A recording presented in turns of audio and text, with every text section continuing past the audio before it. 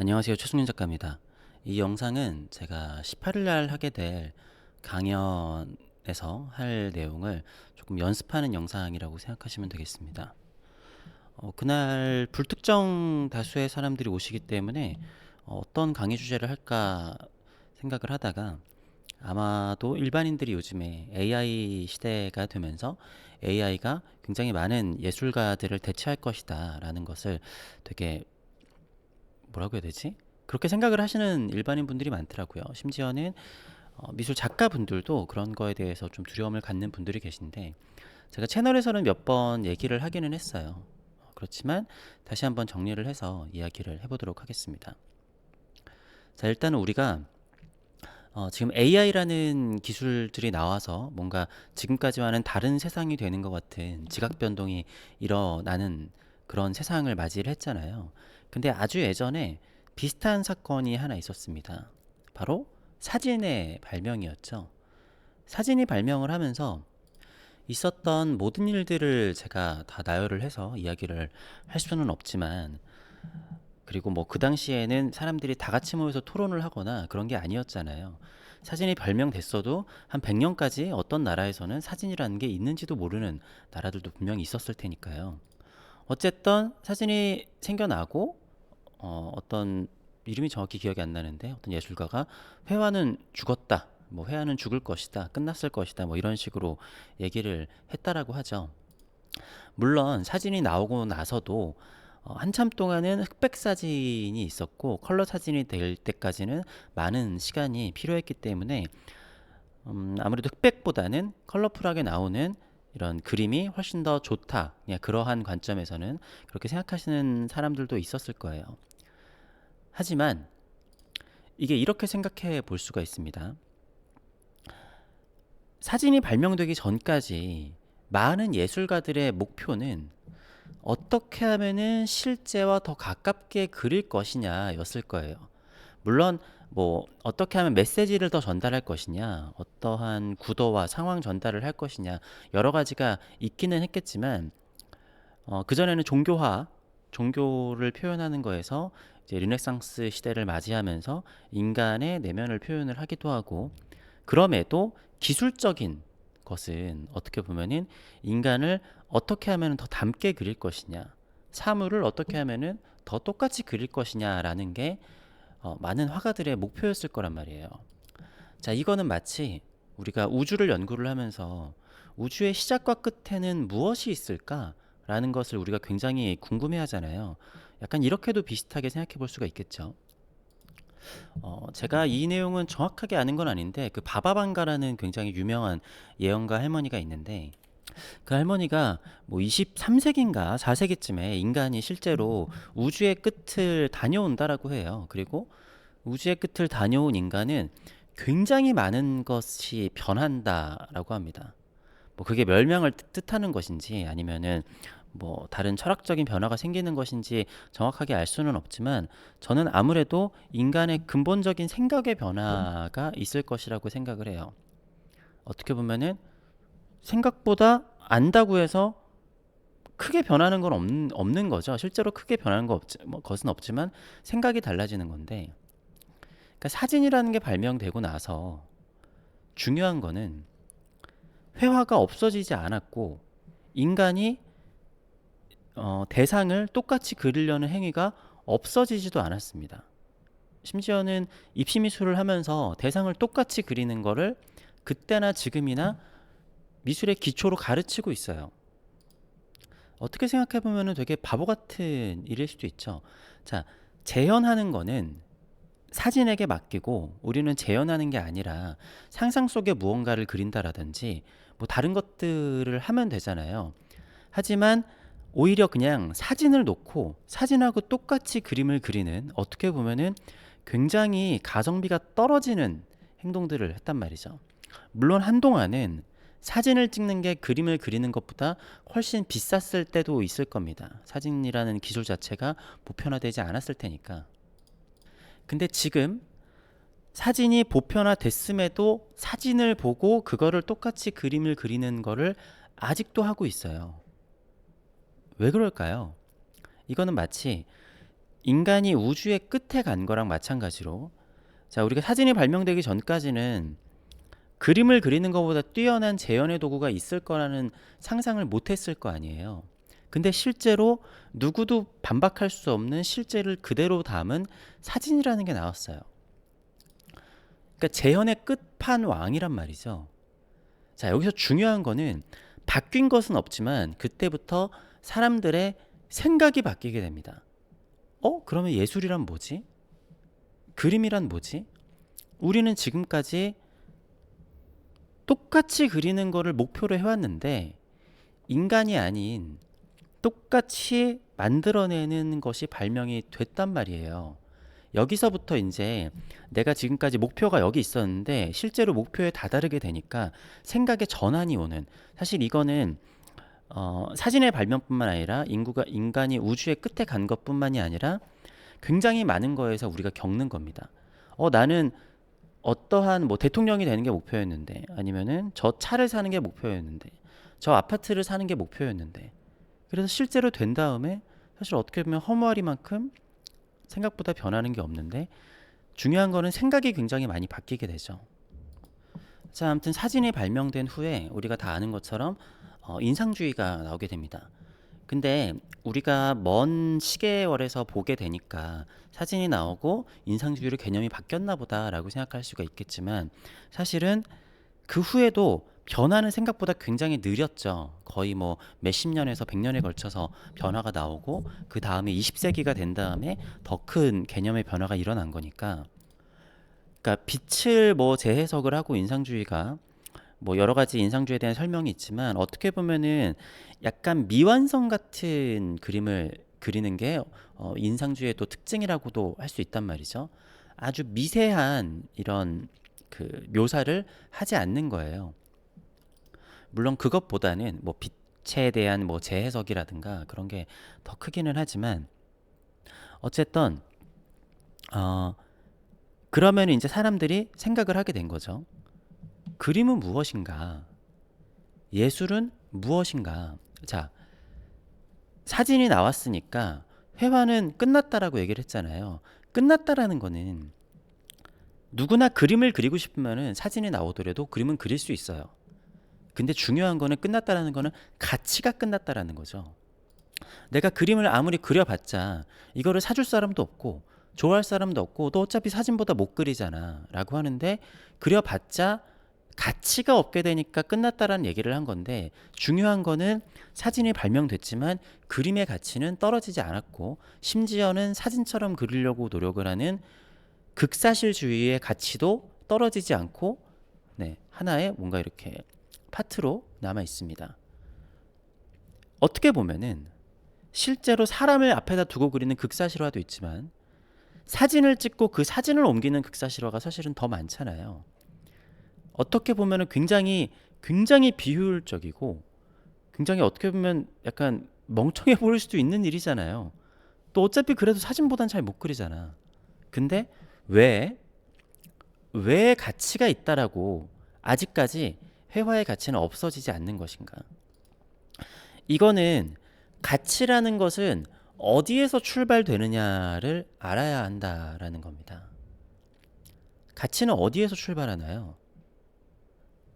인간 세상의 모든 가치는 인간에서 시작합니다.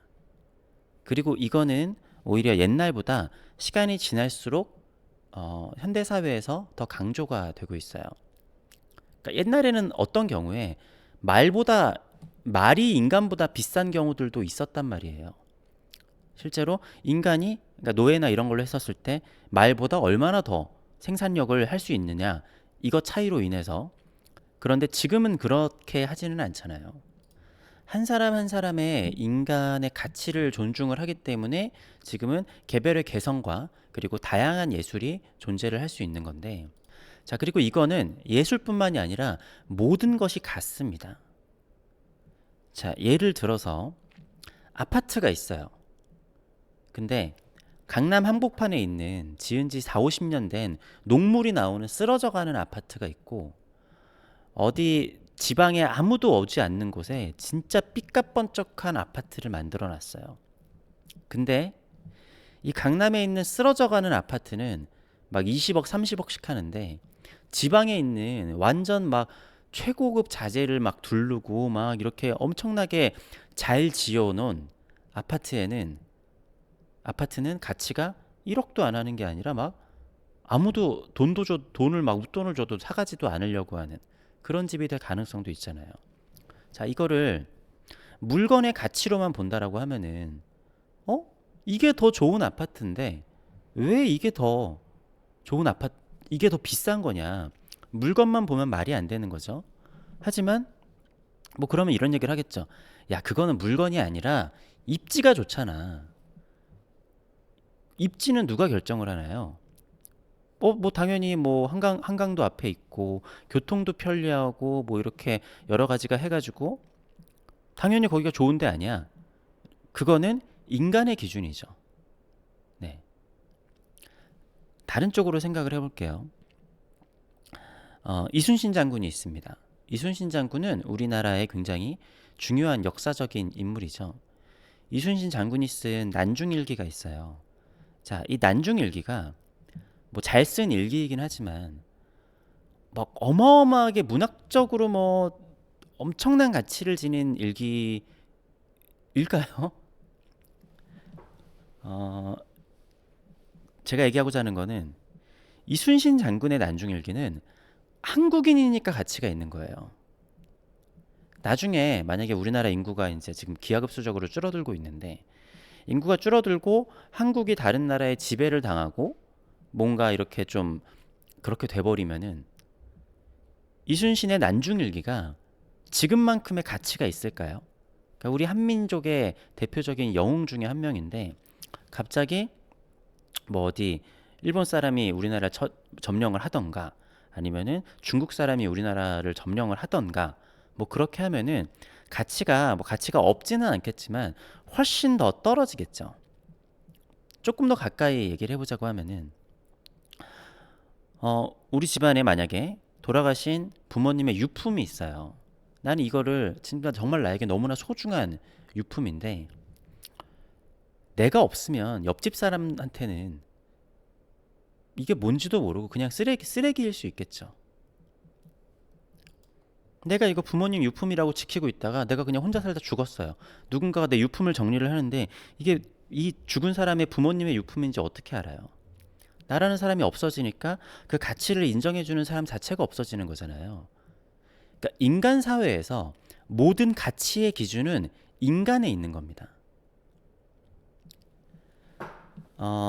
심지어는 뭐 물건 같은 경우에도요. 이 물건이 훨씬 더 완성도가 좋고 잘 만들었어요.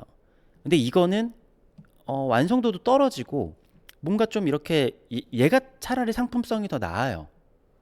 그러니까 자동차 같은 경우에도 예를 들어서 얘는 막 2, 3억씩 하는 차인데 고장도 잘 나고 막 뭐가 이렇게 좀 더 불편하고 승차감이 막 좋은 것도 아니에요. 승차감도 나쁘고 막 그런데 어떻게 보면 3천만 원짜리 차보다도 못 만들었어요. 근데 얘는 사람들이 선호해요. 브랜드 밸류가 있다거나. 자, 중요한 거는요. 이러한 것들은 인간들은 자기가 지내온 역사적 흐름에서 가치를 판단을 하게 됩니다. 물론 여러 가지의 다른 것들이 있기는 하지만 자, 각 나라마다 자기 나라에 보물이 있어요. 국보가 있고 우리나라에도 국보와 보물들이 있는데 이런 것들은 대부분 예술품입니다. 그리고 이거는 그 나라의 정체성을 드러내는 거예요. 각 나라마다 문화재가 있고 뭐 유네스코에서 정하는 세계문화재도 있잖아요. 이거는 세계적인 유산이다. 이거는 이 나라의 유산, 이 민족의 유산 이런 유산들이 따로 있어요. 그러니까 어떤 학교, 단체의 유산도 있고 우리 집안의 유산도 따로 있습니다. 근데 우리 집안이 없어지면은 우리 집안의 유산은 없어지는 거고 이 나라가 없어지면은 이 나라의 유산도 의미가 없어지는 거예요. 그냥 지나간 나라의 재밌는 하나의 이야기거리 정도의 유산은 될 수도 있겠지만 자, 그래서 한 가지를 떠올려 보겠습니다. AI가 그린 그림이 있어요. 아니면 사람. 요즘엔 거의 사진처럼도 그려주죠. 내가 되게 유명한 탑 클래스 모델을 가지고 어디 뭐 이집트 스핑크스 같은 데 가가지고 뭐 엄청난 사진들을 찍었어요. 탑 클래스 모델이라고 하면은 뭐 거의 결점이 없는, 뭐 다른 사람들하고 비교해봐도 이 사람은 뭐 거의 완벽한 몸매에, 뭐 얼굴도 대칭도 굉장히 훌륭하고 몸매도 막 이렇게 군살도 없고 막 그럴 거 아니에요. 그런 사람을 이집트의 스탭들이랑 엄청난 개런티를 주고 해가지고 막 수십억을 가가지고 이집트에서 사진을 찍었어요. 자, 근데 내가 AI를 이용해서 실제로 그 모델보다 더 결점이 없는 사진처럼 사람을 만들 수도 있고, 그리고 굳이 이집트에 가서 수십 명의 스태프들과 모델한테 개런티를 주지 않아도 사진처럼 어떻게 보면 더 높은 퀄리티의 사진을 만들어낼 수도 있어요, 실제로. 그렇지만 그거에 사람이 가치를 부여하느냐. 자, 물론 요즘에 보면은 일본의, 그러니까 중국의 저가 쇼핑몰들 보면은 모델들 섭외를 하는 것보다 AI로 그냥 합성을 하는 게 더 싸게 먹히기 때문에 그렇게 하는 상품 상세 페이지들이 요즘에 꽤 많아졌어요. 그러니까 마치 옛날에 뭐 모델링을 해가지고 3D로 하는 것들은 뭐 그전에도 있었지만 아예 그냥 인간 모델을 쓰는 것보다 그냥 AI에다가 합성을 시켜서 하는 게 훨씬 더 싸게 먹히고 손쉬울 거 아니에요, 그죠? 근데 그거는 저가에서 가능한 거고, 우리가 이렇게 그러면은 이게 훨씬 더 가성비도 좋고, 우리가 탑 모델 되게 우리가 뭐 너무 예쁜 사람, 너무 잘생긴 사람 뽑을 때 엄청나게 많은 조건들을 대입해가지고 그런 사람들을 뽑잖아요. 근데 AI한테 명령값만 입력을 하면은 결점 없는 것 같은 너무 예쁘고 너무 잘생긴 아이돌들도 만들어낼 수 있단 말이죠. 뭐 아이돌은 또 노래도 부르고 춤도 춰야 되지만 그냥 뭐 이렇게 사진만 찍는 모델이라고 하면은 그렇게 하잖아요. 실제로도 뭐 그런 가상의 모델이라고 해가지고 하는 것들을 CF에도 쓰고 여러 군데 쓰긴 썼었죠. 근데 사실 결과는 어떻게 됐죠? 뭐 물론 미래에는 조금 더 입지가 있을 수도 있겠지만 사람들이 별로 관심이 없습니다. 그거에 열광을 하지도 않아요. 아니면 그냥 신기해 할 수는 있죠, 잠깐. 아니면은 잠깐 동안은 이거에 대해서 관심을 가질 수도 있겠지만 이게 진짜 사람이 아니라는 것을 알게 되는 순간 마음이 확 식습니다. 인간이라는 게 참 재밌어요. 그 성룡 같은 경우가 자기가 결혼해서 아이가 있다라는 거를 불과 이제 60대가 넘어서 발표를 했잖아요. 자, 근데 내가 성룡을 아무리 좋아한들 성룡이 나랑 결혼할 확률이 얼마나 되겠습니까? 그러니까 예를 들어서 제가 솔로라는 가정하에서 어떤 아이돌이랑 중에 한 명이랑 결혼을 한다라고 해봐요. 이거는 제가 벼락 맞아 죽을 확률보다 더 떨어지는 확률이에요. 그러니까 로또에 한 3번 연속 1등이 될 확률보다 더 떨어지는 확률이라고요. 그러니까 저 아이돌이 어떻게 생각해 보면은 나랑 만날 일도 없고 결혼할 일도 없어요. 그러면은 저게 실제 사람이든 AI든 무슨 상관이 있겠어라는 생각을 하잖아요, 우리는. 근데 저 사람이 실제 사람이 아니면은 마음이 안 가고 나랑 결혼할 확률이 벼락 맞을 확률보다 떨어지지만 그래도 결혼을 안 했으면은 아주 일말의 가능성이 있기는 있는 거잖아요. 그거에 사람들이 마음이 변한단 말이죠. 근데 제가 이렇게 얘기하면 이렇게 생각할 수도 있어요. 근데 만화에 나오는 캐릭터를 좋아하고 그 캐릭터랑 결혼을 하는 사람도 있고 막 그런 캐릭터에 열광을 하지 않냐. 자, 근데 그런 거는요. 만화 속의 캐릭터, 가상 소설 속의 캐릭터, 뭐 만화가 나오기 전에는 소설 속의 그러한 것들에 그렇게 열광하는 사람들도 옛날에 있었다라고 하죠. 아까 제가 이야기를 드렸지만 사람은 역사적인 흐름, 그러니까 우리가 예를 들어 오타쿠 분들이 그 누군가의 그 안에 있는 캐릭터를 너무 사랑한다라고 하면은 우리는 쟤는 왜 저래? 라고 생각할 수 있겠지만 그분은 그 만화를 보면서 그 사람에게 감정이 이입이 된 거예요. 저희가 이순신을 실제로 본 적이 있나요? 이야기로만 전해 들었죠. 이야기를 듣고 했었을 때 우리는 감동을 하고 너무나 위대한 사람이라고 하잖아요.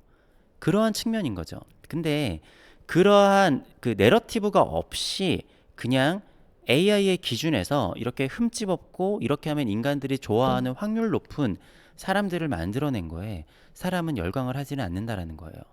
오히려 모양이 조금 못나거나 아니면은 모양이 아예 없거나 그냥 짝대기를 그려놓은 그냥 어설픈 인간이라고 하더라도 그 커뮤니티, 그 국가 아니면 그 집안에서 인정을 하고 자기들이 공감할 수 있는 이야기를 가진 것이 더 가치를 지닌다라는 거죠. 그리고 그러한 이야기는 인간이 만들어냅니다. 물론 지금 AI가 이렇게 뭔가 원고를 쓴다라든지 뭔가 대본을 쓴다라든지 여러 가지의 것들을 하고 있다고는 해요. 그리고 실제로 뭐 그런 AI가 쓴 소설이 너무너무 재밌고 굉장히 막 굉장히 뭐라고 해야지 사람들한테 베스트셀러가 되고 할 수도 있습니다. 하지만 중요한 거는 그런 것들이 진짜 예술품을 대체하지는 못해요. 자, 그러니까 AI가 앞으로 많은 이미지들을 만들어내고 디자인들을 하고 여러 가지를 할 겁니다. 지금도 뭐 유튜브 썸네일이라든가 뉴스에서 나오는 막 그런 것들 단순한 것들을 대체하는 거 있잖아요. 그러니까 마치 내가 뉴스의 한 장면을 이렇게 전달을 하고 싶을 때 일러스터 작가한테 이거를 이러한 상황을 그려주세요라고 하겠죠. 근데 이게 뭐 돈이 들어가고 시간이 걸리는 건데 AI한테 주문을 하면은 뭐 돈도 훨씬 적게 들고 빨리 나오는데 약간 좀 부족해 보인다고 할지라도 그냥 상황 전달만 하면 되는 거니까 그게 뭐 엄청난 예술품이라고 생각하지는 않잖아요. 그래서 그런 저가의 디자인들은 AI로 대체될 수가 있어요. 왜냐면은 애초에 한 10년, 15년 전쯤부터 원래 디자인 쪽은 그랬어요. 내가 예를 들어 CI 로고라든가 그런 것들을 주문을 하게 되면은 어느 정도는 그 뭐라고 해야 되지? 템플릿이 있어요. 그러니까 형식이 갖춰져 있고 거기서 조금씩의 변환을 하는 거란 말이에요. 그래서 막 5만 원짜리 디자인도 나올 수 있고 10만 원짜리 디자인도 나올 수 있는 건데 그럼에도 지금도 수천만 원짜리, 수억짜리 어마어마한 디자인들이 있습니다. 이번에는 다른 쪽으로 한번 생각해 볼까요? 자, 가수가 있어요. 가수가 가장 좋은 노래는 어떤 노래인가요? 그 뭐야 녹음실에서 정말 좋은 녹음 장비로 인해서 뭐 이렇게 뭐야 완벽한 스튜디오 그리고 좀 뭐 튠도 좀 하고 앨범에 최고의 공을 들이잖아요. 그렇게 해서 내가 정말 좋은 스피커에 정말 좋은 음원을 막 몇 억짜리 막 이런 거를 들으면은 그게 정말 좋은 음악이겠죠. 그렇죠? 그러니까 결과물 값으로만 따진다라고 하면은 나는 사실 굳이 콘서트장에 갈 필요가 없어요. 콘서트장에서 듣는 노래가 내가 정말 좋은 음원에 정말 좋은 오디오로 듣는 노래보다 당연히 좋을 리가 없거든요. 근데 우리는 왜 가나요? 약간 현장감? 그리고 뭔가 약간 좀 뭐 즐기기도 하고 내가 만약에 마이클 잭슨을 진짜 좋아하는 사람이라고 하면은 지금 내가 다시 한 번이라도 마이클 잭슨의 콘서트를 한 번이라도 갈 수 있으면은 나는 뭐 몇 억이라도 내겠다. 이런 사람들 사실은 되게 많을 거예요. 근데 왜요? 뭐 엄청난 화질의 기록도 남아 있고 엄청 고음질의 음악도 남아 있어요. 그런데 그럼에도 그 사람을 직접 가서 보고 싶은 거, 사람이 하는 걸 직접 가서 보고 싶은 거는 굉장히 다른 겁니다. 자, 그래서 제가 최종적으로 하고 싶은 이야기는 뭐냐면, 인간은 가치를 뭐가 어떠한 기준에서 더 잘했다라는 걸로 이 가치를 부여하지 않는다라는 거예요. 심지어 AI가 나보다 그림을 더 잘 그렸다 어떠한 기준에서는 한다라고 하더라도 그거를 더 가치 있다라고 하지 않는다라는 겁니다.